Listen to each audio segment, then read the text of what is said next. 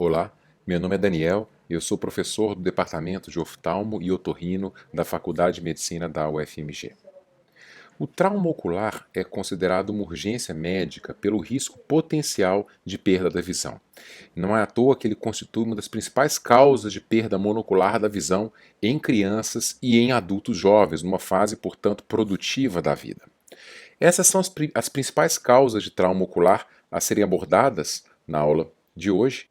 Na traumatologia ocular é fundamental a coleta de uma história clínica detalhada, que inclui a cronologia do trauma, o seu mecanismo, o agente, objeto ou substância envolvidos. Isso é fundamental porque nos auxilia já na elaboração das hipóteses diagnósticas em relação ao quadro em questão.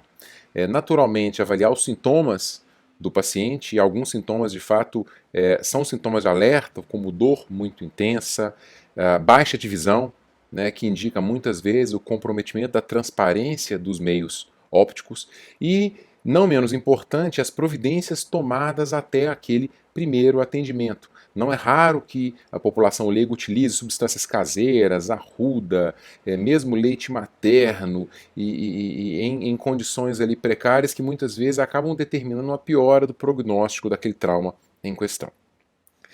A primeira entidade então a ser abordada é o chamado corpo estranho superficial, que pode estar localizado na córnea ou na conjuntiva. Por definição, ele, portanto, não penetra no olho, e o corpo estranho perfaz até 60% dos traumas oculares em serviços de referência. Por razões ocupacionais, o corpo estranho é mais comum em homens em idade economicamente ativa e muitas vezes em exposições ali durante o trabalho, né, sendo os principais agentes poeira, areia, esmeril, sementes ou mesmo insetos. É importante ressaltar a recorrência frequente desse tipo de acidente, o que ressalta a nossa importância, né, como médicos, de orientar os pacientes em relação à importância de utilização de equipamentos de proteção individual, principalmente óculos de proteção, que na maior parte dos casos são capazes de prevenir a ocorrência desses acidentes. Pacientes com corpo estranho na superfície ocular geralmente se queixam de dor ocular, que é mais intensa caso o corpo estranho esteja localizado na córnea, sensação de corpo estranho, né, definido como um cisco ou uma substância ali, algo arranhando a superfície ocular, principalmente quando o paciente pisca os olhos. O olho acometido pode estar vermelho e a redução da visão é pouco frequente, particularmente quando os corpos estranhos poupam a região central ali da córnea, do eixo visual. Muitas vezes esses corpos estranhos podem ser vistos a olho nu, com uma observação ali, uma ectoscopia minuciosa da superfície ocular. Portanto, já na abordagem inicial é muito importante essa inspeção cuidadosa de toda a superfície ocular, córnea, conjuntiva bulbar e mesmo da conjuntiva palpebral, que é possível pela eversão das pálpebras, tanto superior quanto inferior. Corpos estranhos ali pouco aderidos podem ser removidos com a mera irrigação, lavagem abundante da superfície ocular com soro fisiológico, né? Em alguns casos, pode-se também anestesiar o olho e utilizar cotonetes para delicadamente remover o corpo estranho da superfície da córnea ou da conjuntiva. Após a remoção do corpo estranho, é utilizada a pomada antibiótica sem corticosteroide 4 vezes ao dia para promover a reepitelização da superfície ocular. Muito cuidado com corpos estranhos aderidos, profundos, ou aqueles em que há um anel de ferrugem ali mais denso. Esses são critérios para encaminhamento imediato do paciente ao oftalmologista. Para isso, pode ser feito um curativo oclusivo para reduzir o desconforto, desde que, claro, não haja a menor suspeita de um trauma penetrante, de uma lesão penetrante, circunstância na qual a oclusão pode piorar o prognóstico. Então esse é um exemplo de um paciente no seu ambiente de trabalho, estava manipulando madeira e começou a sentir subitamente sensação de corpo estranho. O olho começou a arranhar, a visão ainda relativamente poupada, e quer dizer, a gente percebe que existe um corpo estranho aqui localizado na região paracentral da córnea, mas existe uma alteração, um edema corneano localizado, inclusive na área central, essa região um pouco mais escurecida, amarronzada, indicando uma possível abertura da córnea com exposição da íris, com a exposição do conteúdo veal. Então, muito cuidado numa situação como essa, o paciente tem que ser imediatamente encaminhado para abordagem especializada pelo oftalmologista em regime de urgência, uma vez que a retirada inadvertida desse corpo estranho pode agravar o prognóstico e, naturalmente, evitando ocluir ou manipular esse olho. A abrasão corneana é outra condição muito frequente dentro do contexto do trauma ocular. É importante já na história a identificação de fatores que possam ter levado à abrasão corneana. Uma situação muito frequente é o próprio trauma com o dedo ou com algum objeto ali pontiagudo ou mesmo rombo. E em geral a abrasão acontece então por lesão direta por contato ou arranhadura, né, de corpo estranho, de objetos, instrumentos, materiais, ou mesmo, como nós já comentamos, das mãos, dedos ou unhas. O paciente com abrasão corneana tipicamente se queixa de dor ocular aguda, né, então essa desepitelização corneana leva à exposição de terminações nervosas e acaba desencadeando uma dor bastante intensa.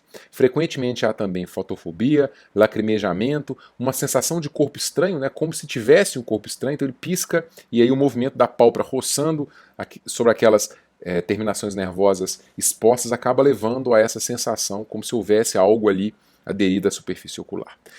No exame clínico, frequentemente é possível que a gente observe o defeito epitelial, principalmente quando se instila o colírio de fluoresceína. É importante excluir qualquer opacidade ou infiltração subjacente na córnea, essa opacidade, como naquele caso anterior que eu mostrei do corpo estranho corneano com uma lesão penetrante na córnea. Então essas alterações ali de opacidade da córnea indicam um possível infiltrado ou mesmo o risco de uma infecção inicial. Hiperemia ocular é muito frequente e edema de pálpebra também, principalmente em casos de abrasões um pouco mais extensas. Na abordagem inicial, muitas vezes pela dor é difícil abrir as pálpebras do paciente para examinar, então uma dica é utilizar o colírio anestésico de modo que possa haver alívio da dor e o exame possa ser feito, né, com maior tranquilidade. E aí, na instilação da fluoresceína, a gente percebe esse delineamento da lesão epitelial. Esse exemplo de uma criança que foi vitimada pelo dedo da sua irmãzinha. Isso causou uma lesão vertical ali na porção mais superficial da córnea, expondo o estroma corneano, e é uma lesão que é bastante dolorosa. O tratamento das abrasões corneanas após a lavagem adequada é feito com pomada antibiótica, 4 vezes ao dia, podendo ser feita a avaliação subsequente a cada 2 dias. Em casos de abrasões muito extensas, é recomendável a utilização de curativo oclusivo, né? Se passa a pomada e usa o curativo para manter a pálpebra fechada. Quando a dor mais intensa, analgésicos orais também podem ser de grande valia. Há casos de abrasões que de fato têm que ser manejadas pelo oftalmologista, abrasões muito grandes, aquelas que acometem a região central da córnea, como nós já comentamos, sempre que houver suspeita de lesão penetrante. Quando houver opacidade corneana que sugira infecção, vocês veem nessa imagem, né, um paciente aí que estava com o olho vermelho e sensação de corpo estranho, vocês veem que na verdade existe um infiltrado central na córnea, uma úlcera de córnea, nesse caso infecciosa. Usuários de lentes de contato que não só têm um limiar de sensibilidade um pouco aumentado para a dor, mas que também são mais suscetíveis a ceratites infecciosa, a úlceras de córnea por bactérias ou por fungos. E finalmente aquele paciente que você abordou, viu que era uma lesão pequena, fez a oclusão, mas a lesão não está cicatrizando, o paciente está piorando, né, os seus sintomas, principalmente a dor.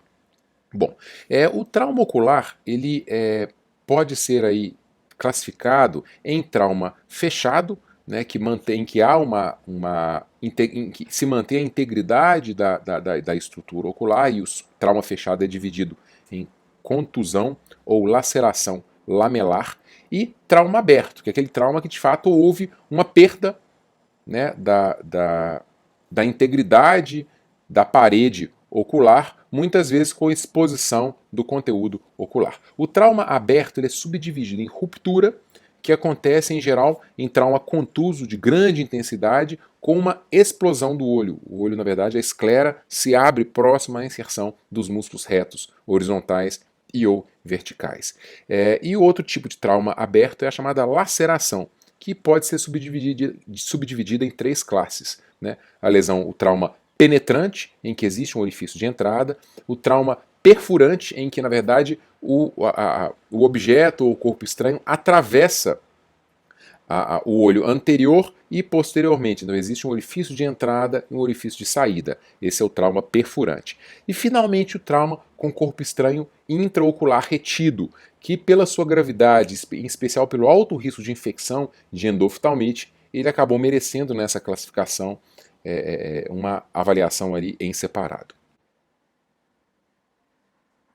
Bom, o trauma contuso, que é então um tipo de trauma fechado, ele ocorre por compressão antero-posterior do olho ou mesmo da órbita. Isso acaba levando à lesão direta ou indireta das estruturas oculares e perioculares, com um amplo espectro de lesões, que podem variar desde uma mera e inocente hemorragia subconjuntival, como vocês veem nessa imagem à esquerda, que acontece por avulsão de vasos sanguíneos localizados, superficiais localizados na conjuntiva, até num outro espectro, a ruptura do bulbo ocular, que acontece aí quando existe uma distensão ali muito grande da esclera por essa compressão anteroposterior e a esclera acaba se rasgando. Isso causa prolapso de conteúdo ocular, hemorragia intraocular maciça e, frequentemente, perda da visão. Entre esses dois espectros, entre uma hemorragia subconjuntival que não leva a baixa de visão, não leva a alteração pupilar, e no outro extremo, uma ruptura que leva a baixa de visão súbita e bastante grave, existem uma variedade de lesões que incluem fraturas de órbita, hematoma periorbital, hemorragia intraocular, lesões da íris, do corpo ciliar, do cristalino, mesmo lesões da retina e da coroide acometendo o fundo do olho. O descolamento de retina pode suceder com alguma frequência trauma contuso de maior intensidade e, finalmente, lesões do nervo óptico.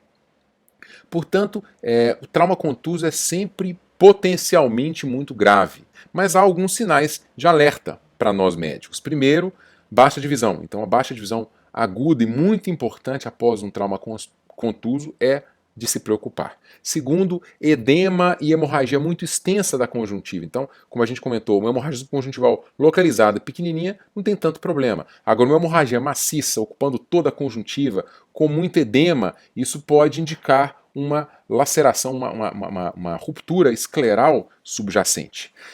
Alterações pupilares, que vocês veem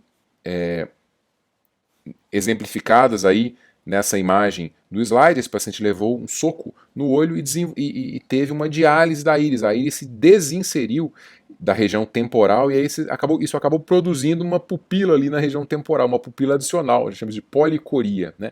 Há também aqui um pequeno coágulo localizado na câmara anterior, vocês veem nessa imagem aqui um pouco aumentada.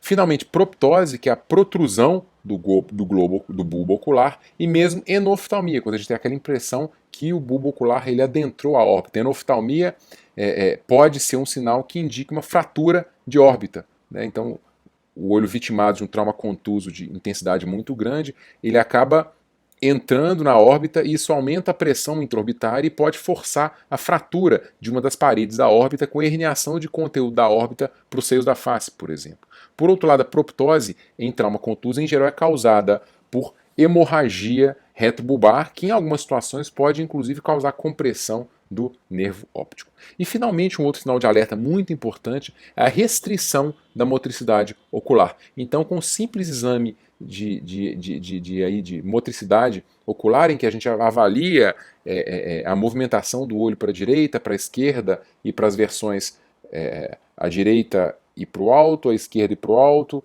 à direita e para baixo, à esquerda e para baixo, nós conseguimos avaliar se existe algum grau de restrição. Sempre que há restrição da motricidade ocular, isso é um sinal de alerta e nos faz pensar na possibilidade, se não de algum hematoma intraorbitário, de uma fratura de órbita que pode aprisionar o ventre muscular.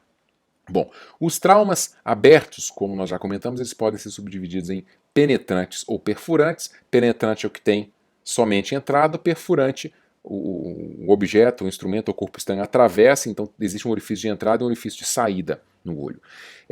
Existem situações ali bastante características na história que nos fazem pensar na possibilidade de trauma aberto, né? Principalmente no que toca o mecanismo e o objeto do trauma. Então a gente colocou essa imagem aqui do martelo e do prego, é uma situação relativamente comum. O indivíduo utilizando o martelo, o prego pode se voltar e atingir o olho, né? E existe uma série de instrumentos ali industriais que são utilizados em ambiente de trabalho que também acabam proporcionando a projeção de objetos em alta velocidade, força e pressão que podem finalmente atingir o olho e causar uma lesão de espessura total. Então, alguns exemplos, né, de situações de uso de martelos, como nós já falamos, brocas, serras, né, que levam a projeções de fragmentos de madeira, vidro e metal, acidentes automobilísticos, né, em que há aí a projeção de múltiplas partículas de vidro bastante afiadas contra os olhos, e acidentes em geral com objetos contundentes, perfuro-cortantes, facas, garfos e daí por diante. Lembrar que todo trauma que expõe o compartimento intraocular, que em condições normais é estéreo,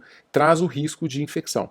Quer dizer, micro-organismos da flora da superfície ocular ou micro-organismos que estão ali presentes naqueles objetos ou instrumentos ou corpos estranhos podem levar à infecção do compartimento intraocular, que é chamada de endoftalmite, o que agrava bastante o prognóstico desses traumas abertos.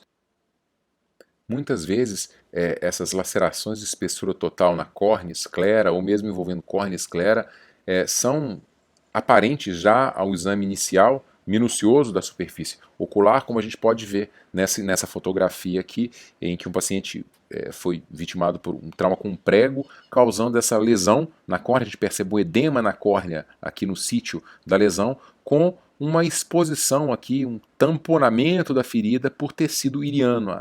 A íris vai até a ferida na tentativa de tamponá-la. E isso acaba levando a uma distorção da pupila, que a gente chama de corectopia. A pupila assume esse aspecto aqui em gota, que também é um sinal de alerta para a gente nesses casos.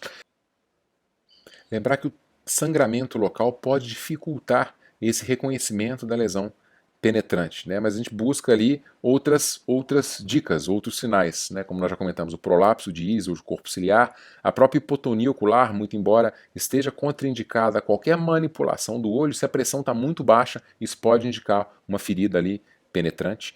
A enoftalmia, que é aquele aspecto do olho como se estivesse ali um pouco fundo, pela redução do seu volume. E lembrar que em alguns casos pode coexistir uma laceração palpebral correspondente. Então, às vezes o objeto ele passa pela pálpebra, causa uma laceração palpebral e lacera esclera e ou córnea no seu trajeto. Então aqui alguns exemplos de traumas penetrantes. Aqui acima o trauma acabou também lesando a pálpebra, como vocês podem ver aqui no canto medial à esquerda.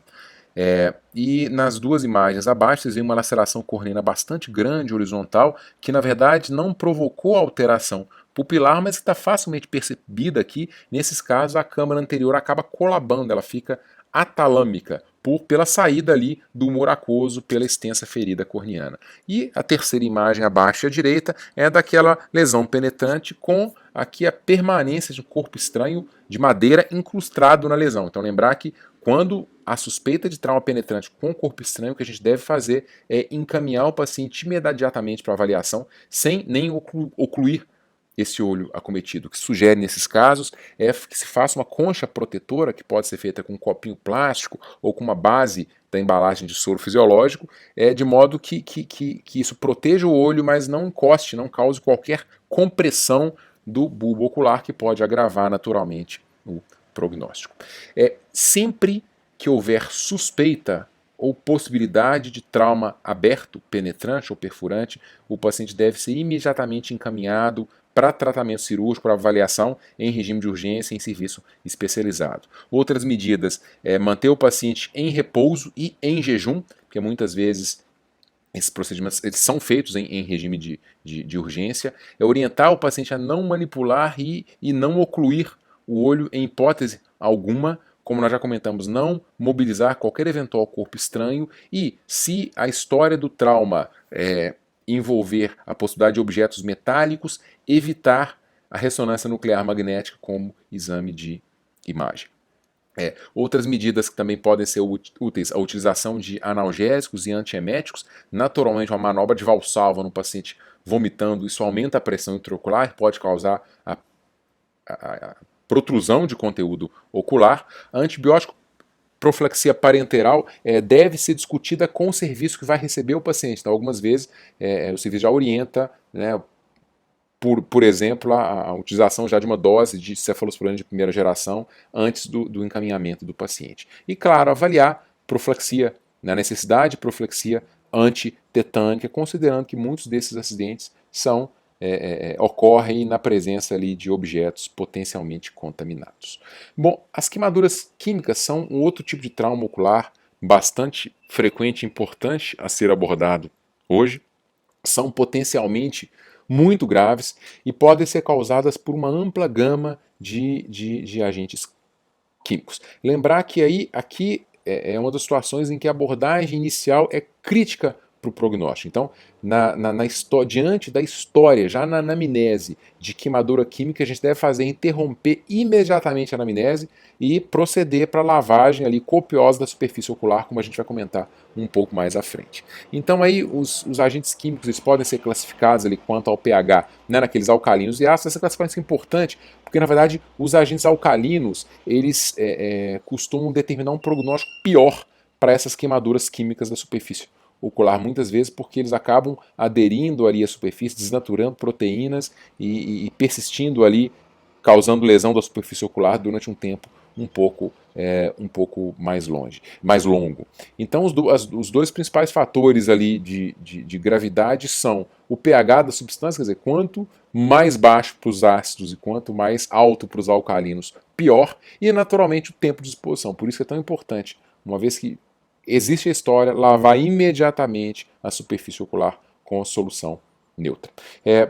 Os pacientes vítimas de queimaduras químicas, em geral, se queixam de dor, que pode ser de moderada a grave, dependendo da extensão da lesão, fotofobia, baixa de visão, principalmente quando a lesão afeta a porção central da córnea, lacrimejamento e mesmo sensação de corpo estranho que acontece por exposição daquelas terminações nervosas corneanas. No exame clínico, é frequente a observação de edema palpebral, de uma hiperemia ocular importante e de defeitos epiteliais de extensão variável que se coram com fluoresceína. Traumas graves podem levar a edema importante e opacidade da córnea, que também são percebidos no exame clínico. Então, aqui um exemplo de um paciente vítima de uma queimadura química, que já após a instilação de fluoresceína, vocês veem essa coloração ali meio esverdeada, quando nós utilizamos a luz de cobalto, aí você percebe que toda a córnea core, então houve uma desepitelização completa de toda a extensão corneana aqui pelo agente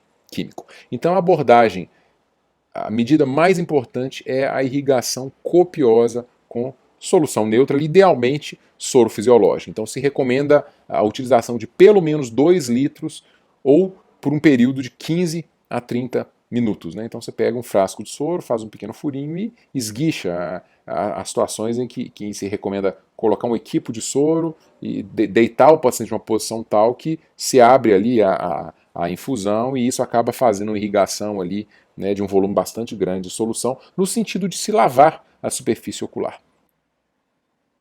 Finalmente, as queimaduras por radiação ultravioleta, que acontecem principalmente, né, durante soldagem ou naqueles ambientes com exposição excessiva, direta ou indireta à luz ultravioleta, né, como na neve, montanhas e em deserto. É interessante que os sintomas geralmente eles aparecem algumas horas após a exposição. Então, quer dizer, o epitélio corneano é exposto à radiação ultravioleta, ele demora um tempo para começar a descamar. Portanto, o paciente permanece um tempo sem sintomas após a exposição. Né? E aí começa, né, agudamente com dor, sensação de corpo estranho, fotofobia e lacrimejamento. Né? No exame clínico, espasmo palpebral é frequente, nós percebemos os olhos vermelhos e aqueles múltiplos defeitos epiteliais que se coram com fluoresceína. A abordagem nesses casos envolve a utilização de pomada antibiótica e ou colírios lubrificantes durante alguns dias. Casos de desepitelização mais extensa devem ser tratados com oclusão e, em caso de dor mais intensa, até analgesia sistêmica. Bom, é interessante, para a gente finalizar, falar rapidamente sobre a prevenção do trauma ocular. Na verdade, a maior parte dos traumas oculares é prevenível, né, acontecendo em ambientes domiciliar, de trabalho, de trânsito, agressões e mesmo em prática esportiva. Então, muitas vezes, a utilização, a conscientização e a utilização de equipamentos de proteção individual previnem a ocorrência desses traumas. A gente deve ter um cuidado muito especial com crianças, né, com indivíduos que se expõem ocupacionalmente a essas situações de trauma e lembrar, claro, sempre da prevenção secundária, uma vez que é muito comum a recorrência de traumas semelhantes no mesmo indivíduo, né? Não devemos nunca subestimar os riscos potenciais desses traumas, principalmente em casa e no ambiente de trabalho. Muito obrigado pela sua atenção.